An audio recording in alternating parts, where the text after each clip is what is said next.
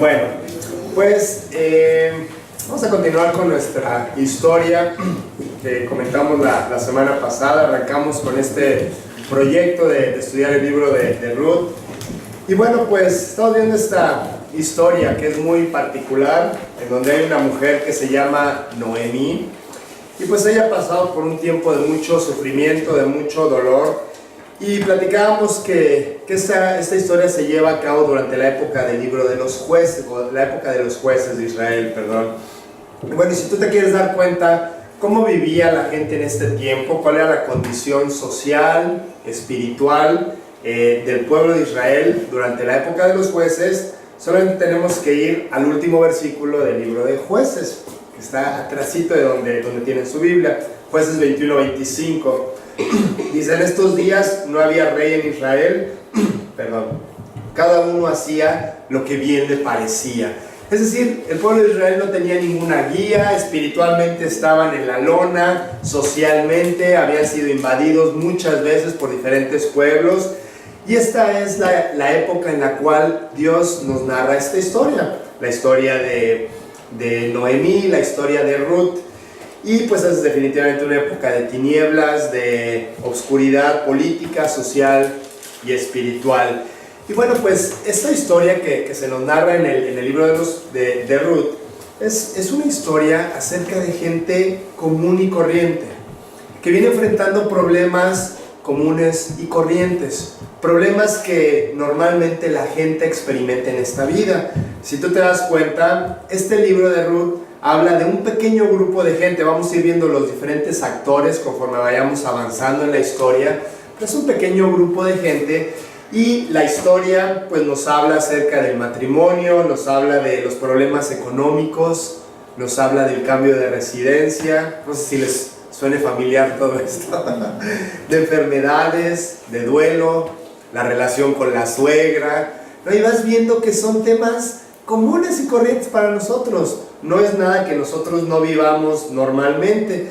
Y esta historia resalta algunos aspectos que es muy importante que nosotros vayamos identificando conforme vamos avanzando en la historia. Habla de la pureza, habla de la lealtad, habla del compromiso, habla del amor, habla de la providencia de Dios, etc.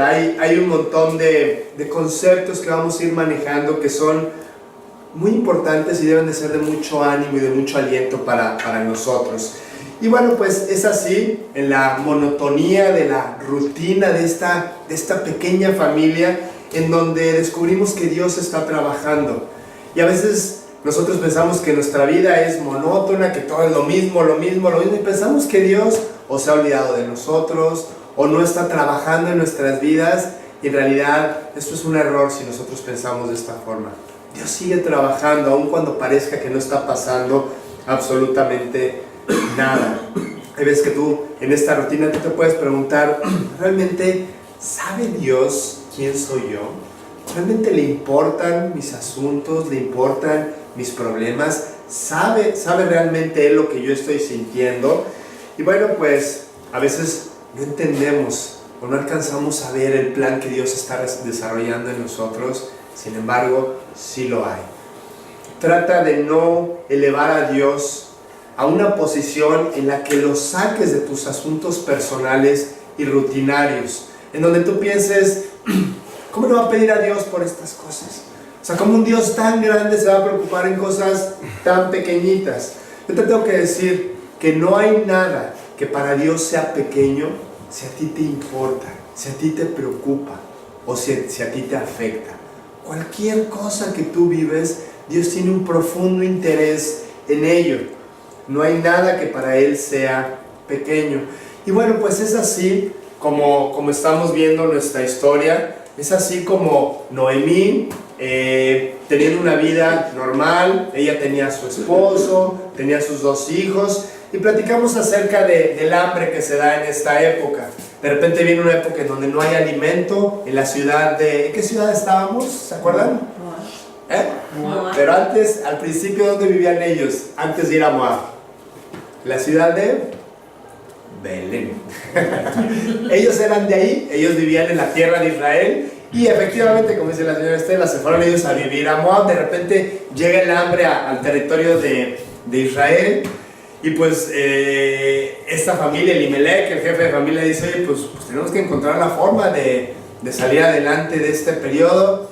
Vamos a decidir, y deciden ellos irse a la tierra de Moab, a buscar nuevos horizontes, a buscar alimento para su familia. Toman una mala decisión definitivamente y todo les sale chueco, ¿no? De repente llegan a la tierra de Moab, se establecen ahí y él muere, el jefe de familia muere en esta tierra. Y la esposa, perdón, platicábamos la semana pasada, dice, bueno, pues hay que ver cómo le hacemos para salir adelante, porque pues tengo mis 2 hijos y hay que echarle ganas. Y tiempo después, unos 10 años después, mueren también sus 2 hijos en esta tierra y ella queda desamparada. Ellos ya se habían casado para entonces y se queda ella sola con las 2 nueras. Y se quedan, pues ahora sí que con un futuro nada prometedor, ellas solas, ella en un país extranjero, y dice, bueno, pues yo creo que es tiempo de regresar. Si finalmente lo que me trajo aquí es el hambre y en Belén ya estoy escuchando que ya hay alimento, pues vamos a regresarnos para allá. ¿Qué estoy haciendo aquí yo sola? Ya no tiene ningún sentido. Entonces hoy vamos a platicar del arribo, de cuando esta familia de 3 mujeres ahora deciden regresar a la ciudad de Belén nuevamente. Y dice Ruth, capítulo 1, versículos 19 y 20. Anduvieron pues ellas 2 hasta que llegaron a Belén. Y aconteció que habiendo entrado en Belén, toda la ciudad se conmovió a causa de ellas. Y decían, ¿no es esta Noemí? Y ella les respondía, no me llaméis Noemí, sino llamadme Mara, porque en grande amargura me ha puesto el Todopoderoso. Entonces regresan estas mujeres, 10, 12, 14 años después, y la gente las ve de lejos y dicen, ¿será o no será? ¿No? Como que, pues sí se parece a Noemí, pero pues ya está muy avejentada, ¿no? Es una señora que ya se ve, pues, más grande de como era. ¿Será o no será? Probablemente ellos en el pueblo se empezaron a preguntar si sería o no. Y finalmente alguien se anima por ahí a preguntar, oye, ¿tú eres Noemí? ¿Tú eres aquella persona que se fue con su esposo, con sus hijos a buscar nuevos horizontes hace 15 años? ¿Eres tú? Y ella dice, sí.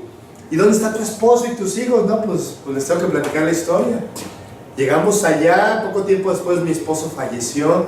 Seguimos estando allá, con mis hijos se casaron, estábamos pues esperando a que las cosas mejoraran. Yo pensaba que íbamos a tener nietos, una familia, tenía mucha ilusión.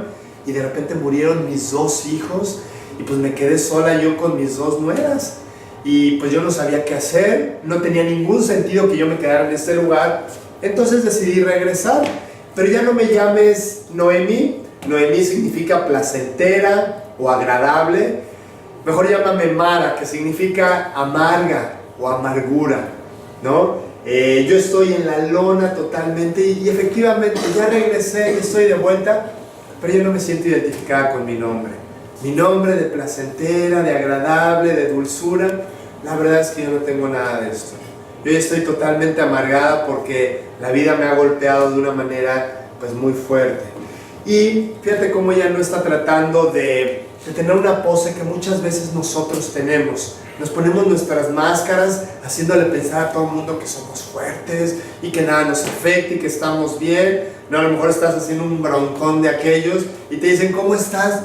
Bien, todo bien, ¿no? Todo bien, padrísimo. No, yo soy fuerte, yo soy, ¿no? Y realmente ya no está así. Ya dice, la verdad es que estoy en la lona, la verdad me siento muy mal. La verdad es que todo lo que me ha pasado me ha llevado a un desánimo, a un desaliento. Y tú ves que ella tiene cierta queja en lo que ella está viviendo. Pero por otro lado tiene la honestidad suficiente para reconocer que el dolor duele. Y que el sufrimiento es pesado, que no es fácil en muchas ocasiones enfrentar esta vida. Y yo les digo esto porque pues muchas veces nosotros como creyentes como que queremos guardar la pose de que no, todo está bien y nada me afecta y no me entristezco y no me preocupo. Y la verdad, todos nos entristecemos y todos nos preocupamos y todos nos afligimos en ciertas situaciones de la vida. La verdad, somos seres humanos, tenemos que no sintamos lo que nos pasa, ¿no? Claro, no debemos de permanecer en esta condición y la idea al caminar al lado de Dios es que Él nos ayude a salir adelante, ¿no? Pero no tener la pose de que a mí no me pasa absolutamente nada. Ella tiene esta condición en este momento. Ella dice, la verdad, honestamente yo me siento de esta manera. Y ella entiende algo que también es muy importante que nosotros entendamos. Esto viene de Dios. Dios, por alguna razón que yo no entiendo, está permitiendo esto en mi vida. Yo no sé por qué se murió mi esposo. Yo no sé por qué se murieron mis hijos. Pero Dios en su sabiduría permitió que pasara esto en mi vida. Y ella sabe que hay preguntas que surgen en la vida de un hijo de Dios para las cuales no tenemos las respuestas. La verdad no lo sabemos todo. No sabemos todas las respuestas, claro. Dios en su palabra nos deja sus principios, nos dice que hay muchas cosas que podemos entender de cierta o de cierta forma, pero también nos dice que hay cosas que no vamos a entender. Y el chiste no es que las entendamos todas. El chiste es que nuestra fe nos lleva a entender que hay un propósito detrás de esas cosas, que Dios las permite con un propósito y con un plan. Dice el libro de Deuteronomio 29:29, las cosas secretas, estas cosas que no entendemos, pertenecen a Jehová nuestro Dios, mas las reveladas son para nosotros y para nuestros hijos para siempre, para que cumplamos todas las palabras de esta ley. Dios tiene secretos. Dios, hay cosas que dice, ¿sabes qué? No te toca a ti entender todas las cosas. Hay cosas que yo hago que tienen un propósito, y el día que tú llegues a la eternidad, ese día yo te voy a explicar por qué permití que pasaran ciertas cosas en tu vida. Pero ahorita, por alguna razón, yo he determinado que tú no entiendas todas las cosas. Pero hay que creer, aquí es donde entra nuestra fe. No, yo no entiendo, decía Noemí, no entiendo por qué Dios permitió esto, pero yo sé que hay un plan, yo sé que hay un propósito. Mi fe me lleva a creer que hay algo por lo cual están pasando estas cosas. Entonces, y hay una pregunta aquí que nos podemos hacer. Si Dios todo lo puede, creemos en un Dios todopoderoso, ¿no? Si Dios todo lo puede, ¿no podría haber evitado esto que le pasó a Noemí? ¿No podría haber sanado a su esposo si es que murió de alguna enfermedad? ¿O haberlo librado del accidente con el cual murió, igual con sus hijos? La verdad es que Dios sí hubiera podido hacer algo por ellos, pero no quiso. No quiso porque Él tenía un propósito. Dios sabe lo que está haciendo. Y si algo que a mí me gustaría que ustedes se quedaran el día de hoy con una enseñanza y con una frase es: Dios sabe lo que está haciendo. Dios sabe lo que está haciendo en este momento en tu propia vida. Él sabe lo que está haciendo. Y el creyente tiene un gran privilegio, el poderle preguntar a Dios qué es lo que está pasando. Muchas veces Dios sí nos responde. De hecho, en la mayoría de las ocasiones Dios nos responde por qué está permitiendo cosas, ¿no? Y tenemos este gran privilegio de por qué está pasando lo que está pasando en nosotros. Este es el tema del primer capítulo. Un creyente pasando dificultades. Es una cátedra, este primer capítulo, del creyente viviendo cosas que no quiere vivir, viviendo adversidades tremendas, y Dios aquí lo lleva al extremo en donde hay muerte, en donde hay duelo, en donde hay pérdida, en el área que más nos duele a los seres humanos, que es el área de perder a un familiar, de tener un duelo en este sentido. Y bueno,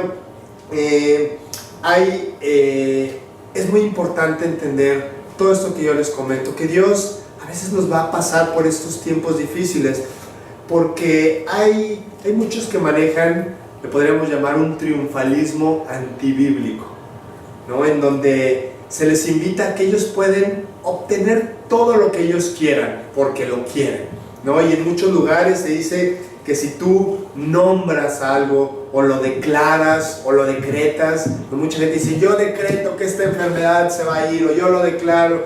Y realmente Dios así no actúa, muchachos.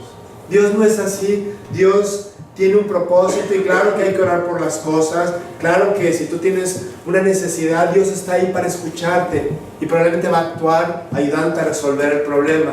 Pero Dios no es un seguro de vida en donde todo va a salir bien a la manera en como nosotros lo estamos queriendo. Dios no trabaja de esta forma. Hay un ejemplo, no sé si han leído ustedes el libro de Job. Job era un cuate así, es un libro muy antiguo, se cree que es el libro más antiguo escrito de la Biblia.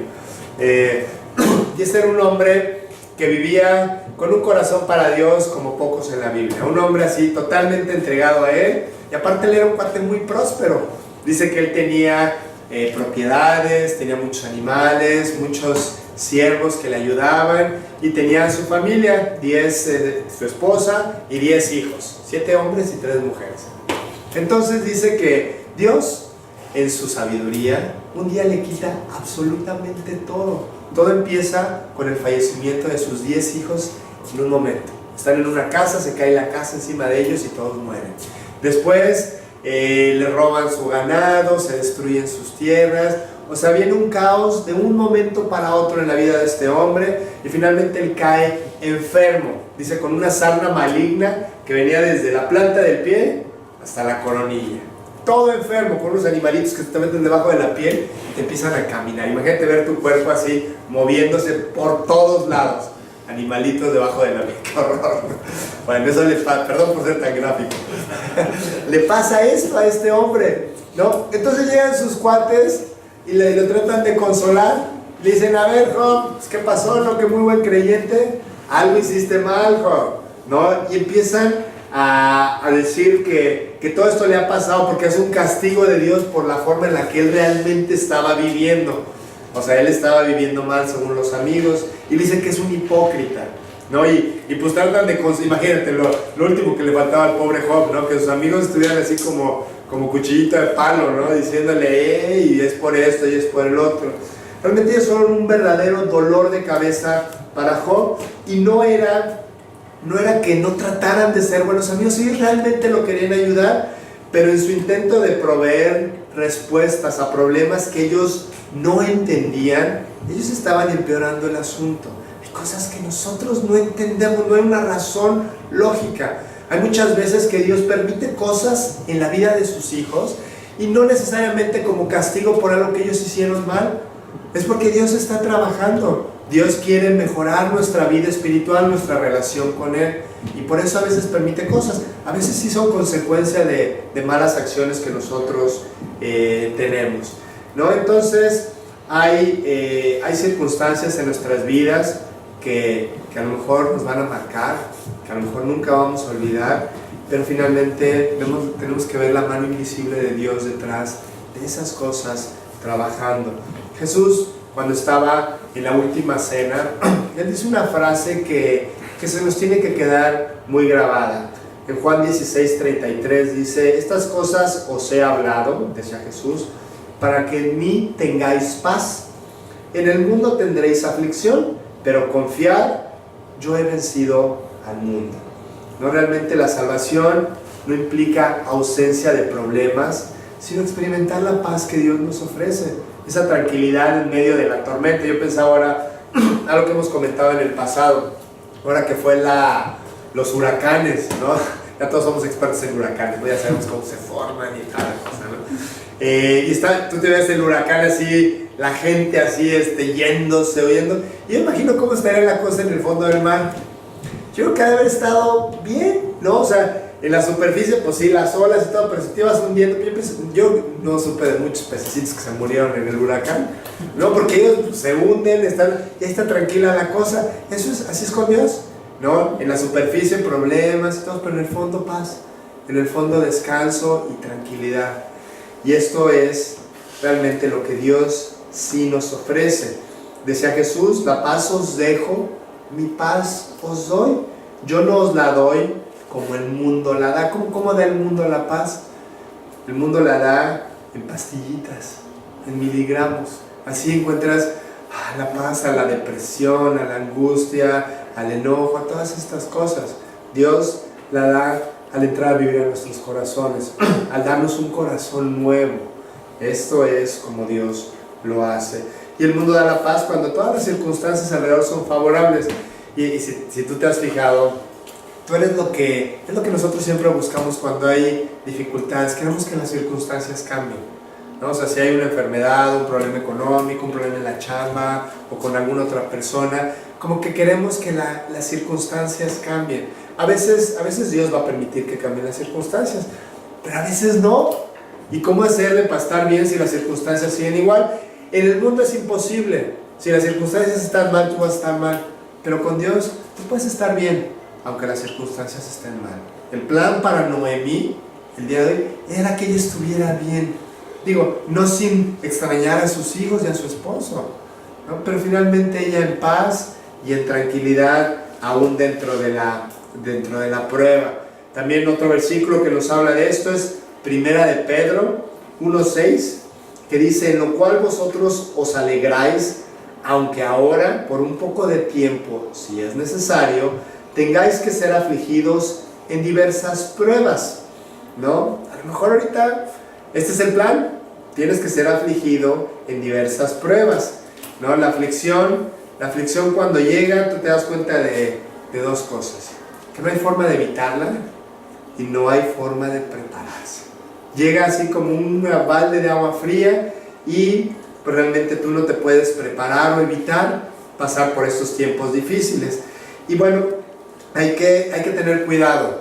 Cuando tú tratas de aconsejar, todos tenemos amigos, ¿no? Desde los chavos que están en la secundaria, la primaria, o la prepa. O nosotros tenemos amigos que de repente llegan y dicen: oye, me siento re mal, la verdad tengo este problema, o me siento de esta forma o de la otra. Y tú tienes que tener mucho cuidado de cuando tú aconsejas a las personas, porque tú le puedes decir: no, sí, yo te entiendo lo que estás pasando. Y en muchas ocasiones no entendemos lo que la gente está pasando. Hasta que no es, ahora estaba platicando en la semana con alguien, decíamos, hasta que tú no estás pasando por eso, tú no entiendes lo que la persona está sufriendo. O sea, a lo mejor te da una idea y pues sí te pones un poquito en su lugar, ¿no? Con tus circunstancias, pero realmente en el fondo no entiendes lo que esa persona está entendiendo. Pero te digo una cosa, un aliento muy grande para nosotros como creyentes, es que Dios sí entiende lo que nosotros estamos viviendo, ¿no? La única persona que sabe exactamente lo que estás viviendo es Jesucristo, porque Él vive en tu corazón, porque Él está en contacto con tus pensamientos y con tus emociones. Él sabe perfectamente lo que tú estás viviendo. Y bueno, también aquí Pedro nos dice que el sufrimiento es inevitable, ¿no? A lo mejor es necesario, lo dice él aquí, pero también dice que está limitado en el espacio de tiempo. Dice: si es necesario, vas a tener que ser afligidos en diversas pruebas por un poco de tiempo. Por un poco de tiempo. ¿Sabes qué dice aquí? Que los problemas son temporales. Aunque duren toda la vida, es un poco de tiempo. Nosotros estamos bien limitados en el tiempo y como que nuestra mente nomás llega del nacimiento a la muerte, ¿no? Pero para Dios Él tiene todo el espectro completo. Él tiene toda la línea de tiempo desde la eternidad pasada hasta la eternidad futura. Y entonces Él dice: por un poco de tiempo, porque en realidad es poco tiempo lo que nosotros vamos a sufrir los diversos problemas. Como te comento, aunque sean cosas que te duren para toda la vida, ¿no? Realmente comparado con la eternidad no es absolutamente nada. Y bueno, algo que también vemos aquí, vamos a ir viendo a lo largo de nuestra historia, es que el dolor y el sufrimiento, Dios lo permite en muchas ocasiones. ¿Sabes por qué? Porque el dolor nos lleva a Dios. Naturalmente nos lleva a levantar nuestros ojos. Naturalmente nos lleva a detenernos un poquito. ¿Quién tiene mucho tiempo libre aquí? ¿No? O sea, realmente todos andamos ocupados con mil cosas, no importa quién seamos, no importa la actividad que desarrollemos, todos estamos ocupados. Si eres joven, en la escuela, en los deportes; si eres adulto, en el trabajo, o con los hijos, o con los nietos, o con lo que sea. Andamos bien ocupados. ¿Y sabes qué hacen los problemas? Te ponen el símbolo de stop, así, pero rojo brillante, ¿no? Detente un poquito a pensar en lo importante. No tenemos tiempo para Dios. No, aun cuando tuviéramos mucho tiempo libre, regularmente no tenemos tiempo para Dios. Y los problemas es un símbolo de stop que Dios nos pone en la carretera de la vida. Y nos dice: ¿sabes qué? Espérate a pensar lo que realmente vale la pena. Está bien que pienses en todas tus cosas. Está bien que le eches ganas y que te esfuerces y que le dediques tiempo a mil cosas. Pero tienes que pensar en lo que es más importante. Lo más importante en esta vida es Dios. ¿Por qué? Porque un día no va a haber nada más que Dios. El día que lleguemos a la eternidad, Dios va a hacer todo. Es importante que hoy pensemos en Él. Por eso Dios trae dolor y por eso Dios trae sufrimiento, porque el dolor naturalmente nos lleva a Dios. Yo te voy a decir algo también. Las oraciones de los hijos de Dios ante los ojos de Dios tienen un gran valor. Dios está profundamente conmovido con cada oración que tú haces, con cada lágrima que tú derramas. ¿Cuántas veces no oramos y estamos llorando porque estamos sufriendo, porque estamos preocupados o porque estamos contentos? Para Dios esas lágrimas son de mucho valor. Muchas veces una oración puedes llegar con Dios y decirle, Señor, y quebrarte y ponerte a llorar y llorar y llorar. Realmente esas oraciones son muy valiosas para Dios. A Él le importa mucho lo que tú estás pasando. Dice Isaías 63:9, en toda angustia de ellos, de nosotros, Él fue angustiado, ¿no? Y el ángel de su paz lo salvó. Y bueno, sigue el versículo. En la angustia de nosotros, Él fue angustiado. O sea, de verdad no pienses que tú estás sufriendo y que a Dios no le importa. Dios está llorando junto contigo, de la misma manera. ¿No? Hay una historia así preciosa en el Nuevo Testamento que es la vida de Saulo. Pablo fue un hombre que persiguió a la iglesia, ¿no? Y él consideraba que era su deber el ir y encarcelar a los hombres que predicaban a Jesús. Y él andaba por todos lados, iba con los gobiernos, iba con los religiosos y les pedía cartas de autorización para ir a perseguir a todos los hermanos. Y entonces él un día va por el camino, precisamente para ir a Damasco, la capital de Siria, para ir a agarrar a todos los creyentes y meterlos a la cárcel. Y de repente se le aparece una voz, ve una luz muy brillante y una voz que le dice, Saulo, Saulo, ¿por qué me persigues? Y así es como Saulo se convierte, como él recibe al Señor en su vida. Pero tú te puedes preguntar, a ver, ¿por qué esta voz le decía, ¿por qué me persigues? Jesucristo 2 o 3 años antes había muerto, había resucitado y había ascendido. Jesús ya no estaba ahí. ¿Por qué le decía a Pablo, ¿por qué me persigues? Bueno, yo te voy a decir por qué. Porque aunque Jesús ya estaba resucitado en el cielo, Jesús sabe que cada cosa que sufre un creyente, la sufre Él, la sufre Jesús, que vive en la vida del creyente. O sea, realmente Pablo estaba persiguiendo a todos estos hombres que vivían con Cristo en su corazón, que vivían después de haber nacido de nuevo, de haber aceptado al Señor en su vida. Y entonces Jesús estaba viviendo dentro de ellos. Y por eso le dice, Pablo, ¿por qué me estás persiguiendo? Estás persiguiendo a todos estos hombres, pero yo vivo en sus corazones. Realmente Dios siente lo que tú estás sintiendo.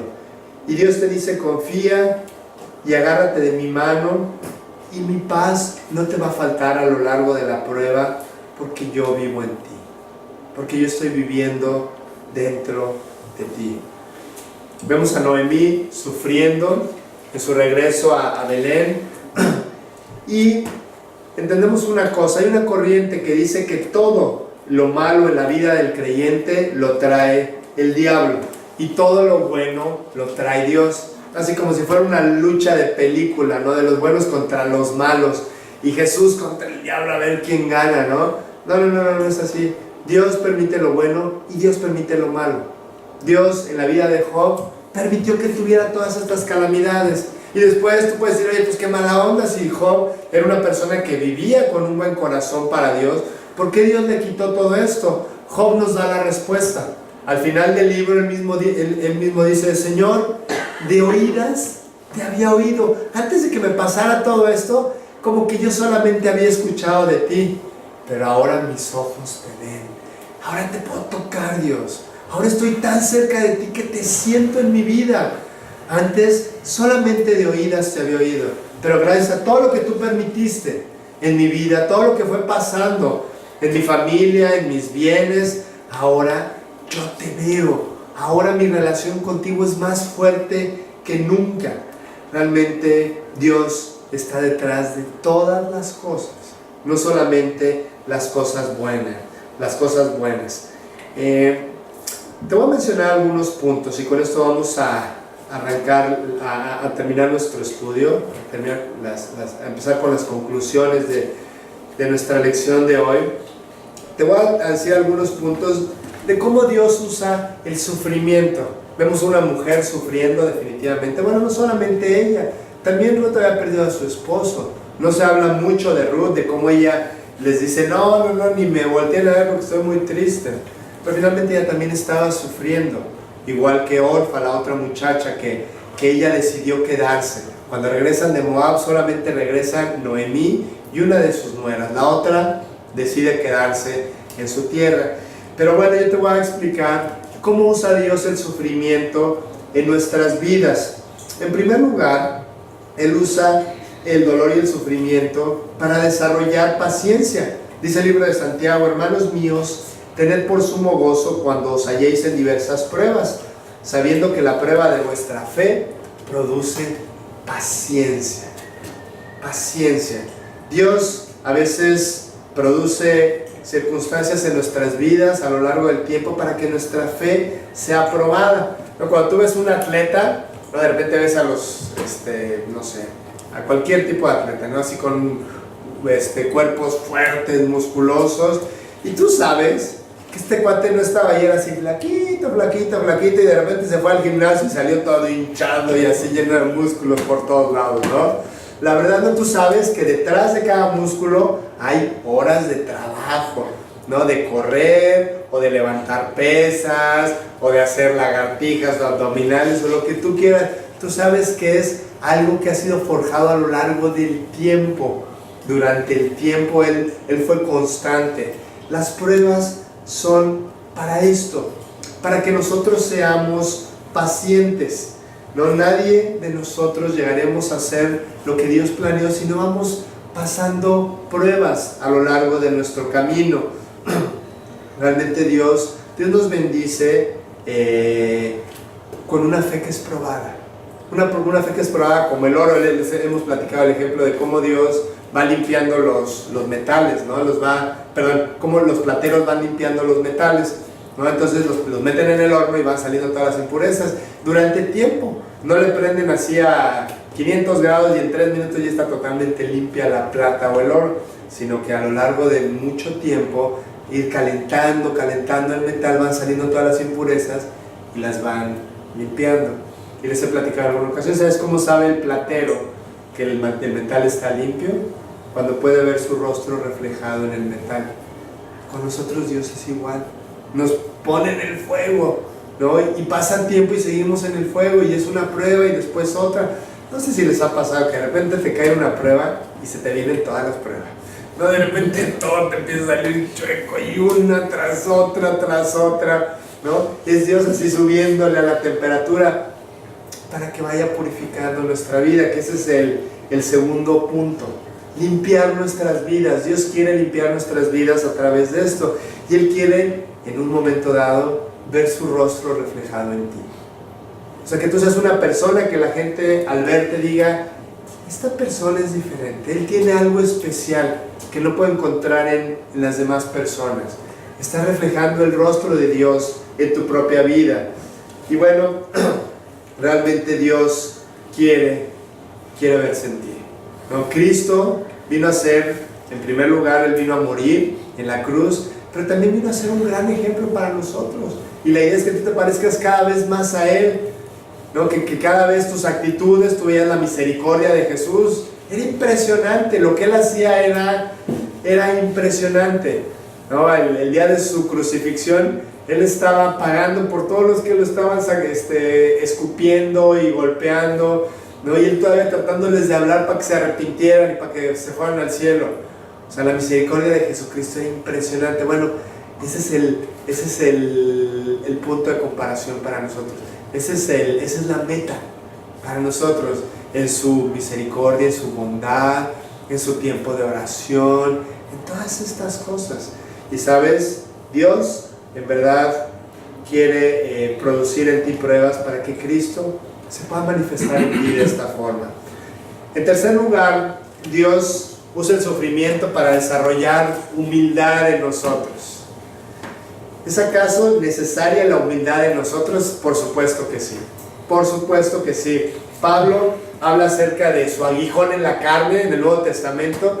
Este hombre que fue muy usado por Dios, que era un ejemplo impresionante de lo que es ser un buen creyente. Y él decía, Dios me puso un aguijón en la carne, me puso algo que me está picando todo el tiempo. Se cree que es una enfermedad en sus ojos. Se cree que Pablo tenía algún problema en la visión. Él dice que 3 veces le pidió a Dios, oye Dios, quítame esto por favor. Y Dios dijo, no, bástate mi gracia, porque mi poder se perfecciona en la debilidad. Por eso te estoy mandando eso, Pablo, no, para que mi poder se perfeccione en ti, para que tú tengas fuerza a través de tu debilidad.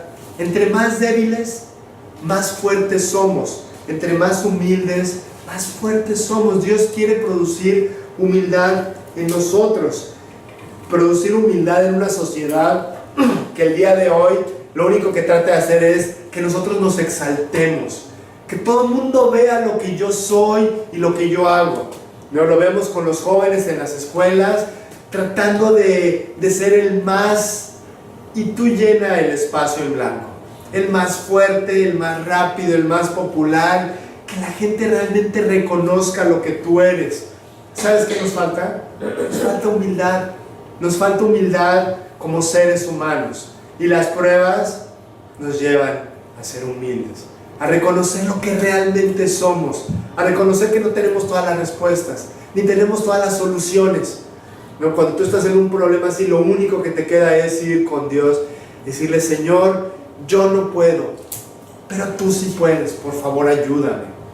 ¿No? Por eso Dios permite estas cosas, que a veces tú estás sufriendo, porque quiere que tú seas humilde y que vayas delante de Él y pongas todo en sus manos. Cuando Cristo habla en el Sermón del Monte y dice que son bienaventurados diversos tipos de personas, bienaventurados son dichosos o felices, dice bienaventurados estos y bienaventurados estos, dice bienaventurados los humildes, bienaventurados los pobres de espíritu, bienaventurados los misericordiosos, porque ellos alcanzarán misericordia. Y tú ves a Jesús exaltando esas cualidades que para el mundo son basura, la verdad. ¿No? Para el mundo tú tienes que ser el hombre del siglo, la mujer del siglo, ¿no? Y Dios dice, no, tú tienes que ser humilde, ¿no? Y si tú eres humilde, ¿sabes quién te va a exaltar? Dios. Dios te va a exaltar. Eso es lo que realmente importa. Porque si tú eres el más fuerte, el más rápido, el más popular, un día se va a acabar eso. No, un día vamos a estar ya más grandes, con dolores, y un día ya no vamos a estar aquí. Ya no vamos a ser el más fuerte. Vamos a quedar flaquitos o muy gorditos, ¿no? La verdad, porque cuando uno crece así es, ¿no? Entonces, o sea, ¿de qué nos sirve estar enfocados solamente en eso? Y esto es mucho para los muchachos. O sea, digo, no te quiero quitar la intención de que seas una persona popular o exitosa o lo que quieras, pero no te concentres tanto, no es lo más importante. En verdad que eso no es lo más importante. Un día nadie se va a acordar de nosotros. En verdad, un día todo lo que podamos lograr, nadie se va a acordar de nosotros. Lo que vale la pena es enfocarnos en lo que sí permanece por siempre. Por eso es la invitación siempre a buscar a Dios, ¿no? Realmente tú, si eres una persona, regresando al más popular, ¿qué impacto puedes tener una persona? Nada más que digan, oye, este cuate es muy bueno en esto, ¿no? Pero realmente tú no puedes cambiar su vida, tú no puedes ayudarle en su vida. Si tú sigues a Dios y tú tienes una vida entregada a Él, realmente tú puedes causar un impacto en la vida de tus compañeros como tú no te imaginas. No sabes a mí cómo me hubiera encantado en la prepa que alguien me dijera, oye, Dios puede cambiar tu vida, busca a Dios. Me hubiera encantado y yo estaría eternamente agradecido con esa persona.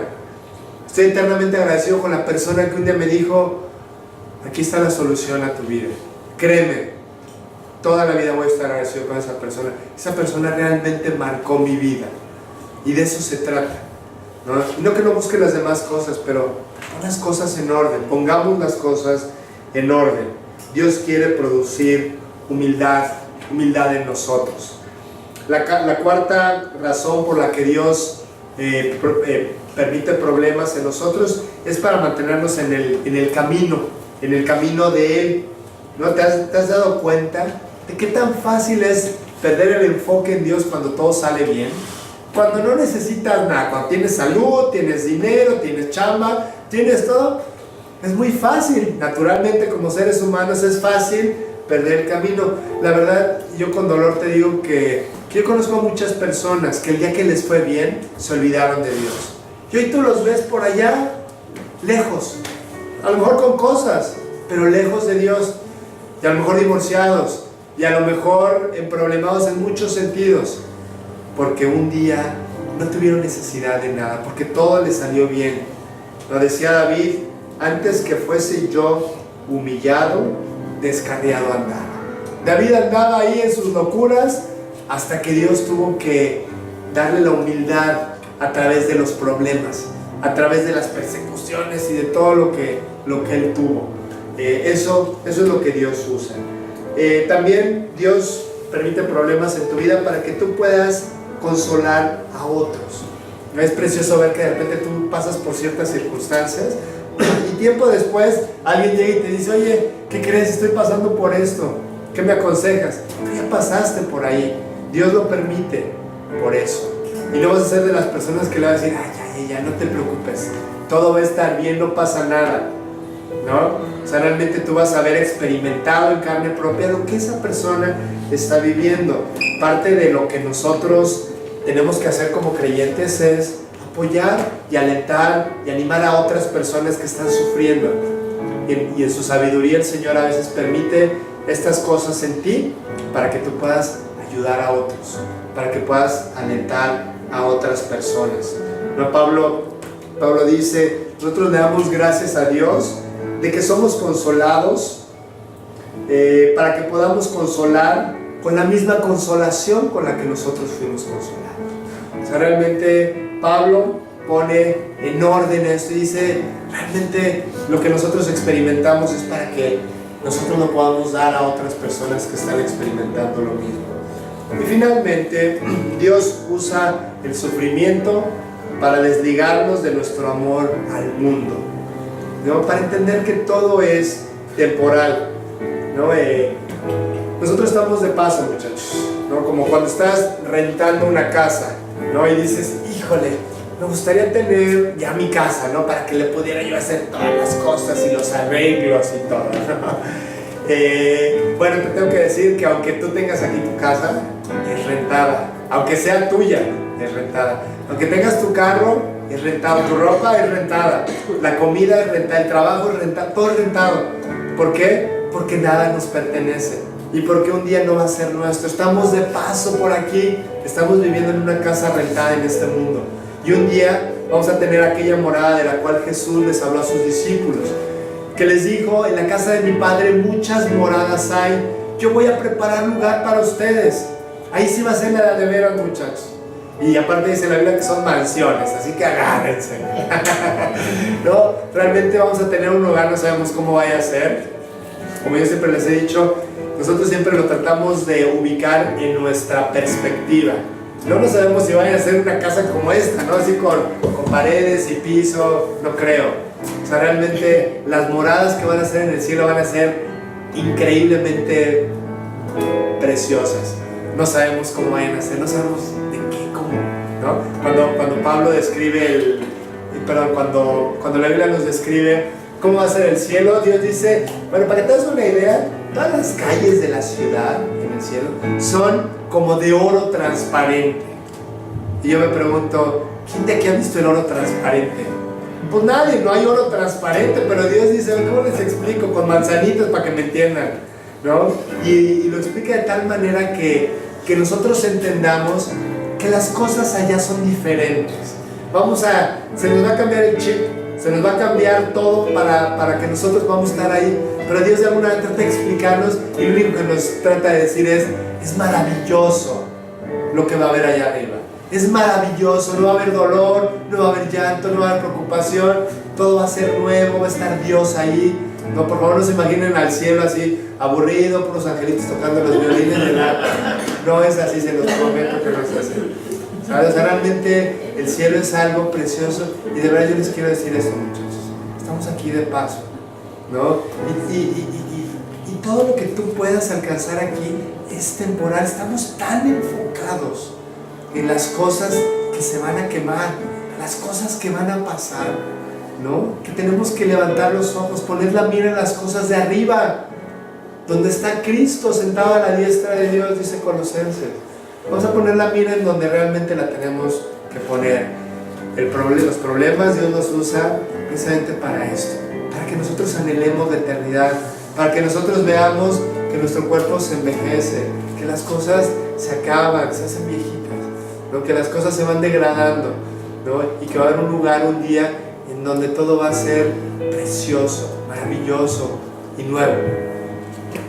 Por eso Dios permite cosas. Hay una lección en el libro de Génesis, ¿no? Cuando está Noé y de repente pasa el diluvio y está pues esperando, nomás ve agua por todos lados y dice, pues voy a mandar una palomita, ¿no? para que vaya a echarle ojo a ver si trae algo, una ramita, o si ya no regresa, pues quiere decir que ya encontró un lugar seco por allá.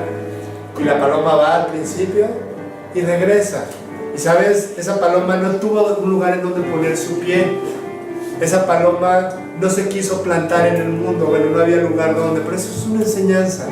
No plantes tu vida en el mundo, no hay nada estable en donde tú te puedas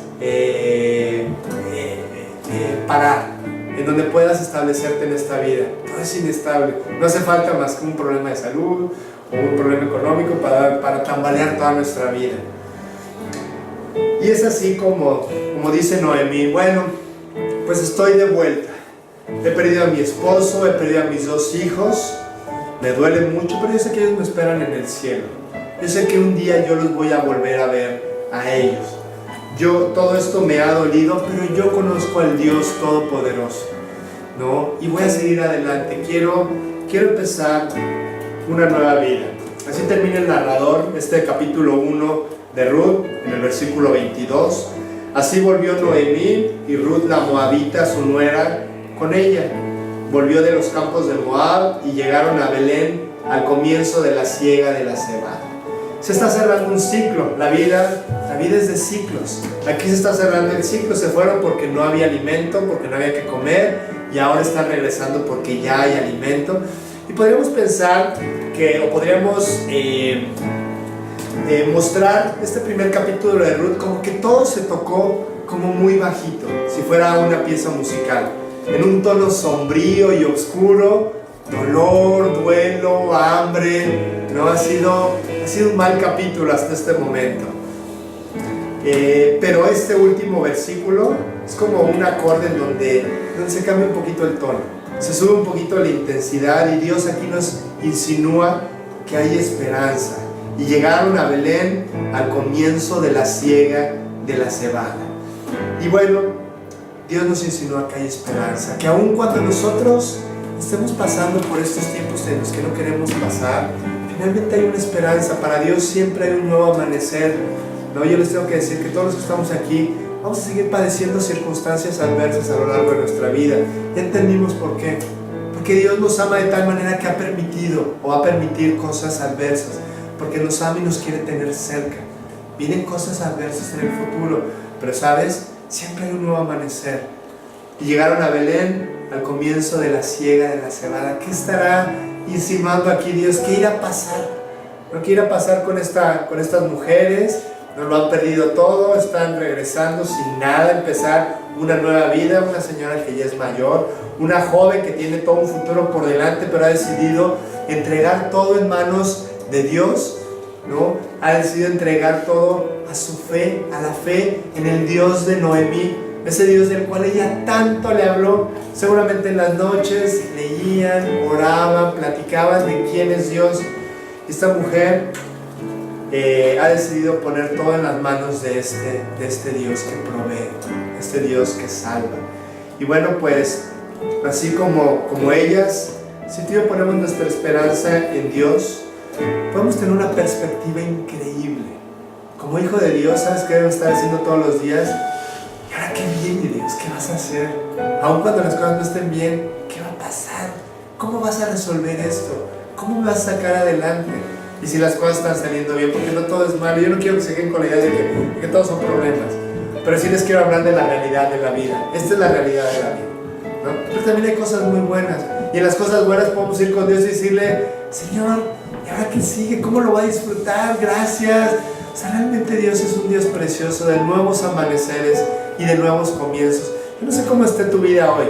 Yo no sé qué esté pasando por tu mente al escuchar todas estas cosas. Pero realmente Dios, si tú pones tu vida en sus manos, hay una perspectiva padrísima para ti. No, Dios de verdad que tiene un nuevo amanecer. Y como yo les decía la otra vez, la vida del creyente es como la luz de la aurora, que va en aumento hasta que el día es perfecto. La idea es ir creciendo, ir asombrándote cada vez más de lo que Dios puede hacer en ti.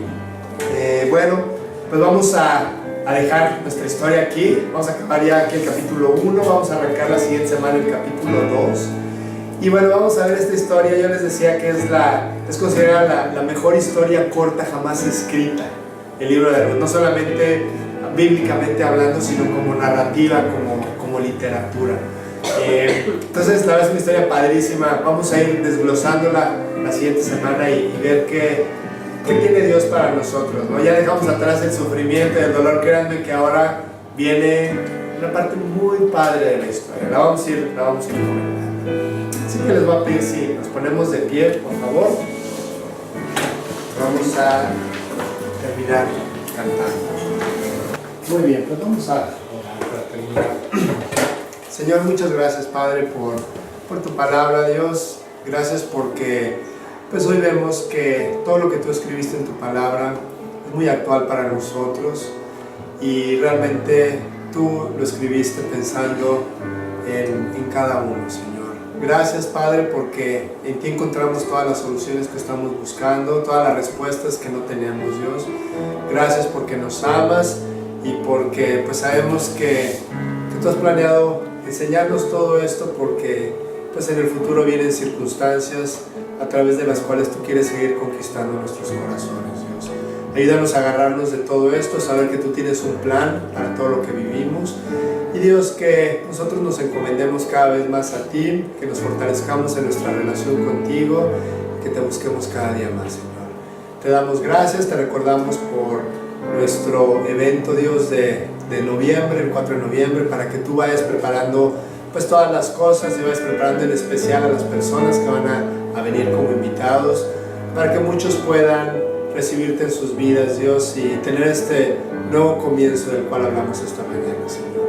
Te damos gracias, Padre, y te pedimos que nos guardes a lo largo de la semana, que nos bendigas en nuestras actividades y que nos traigas conmigo en 8 días, Padre. En nombre de Jesús te damos gracias y te pedimos todo esto. Amén.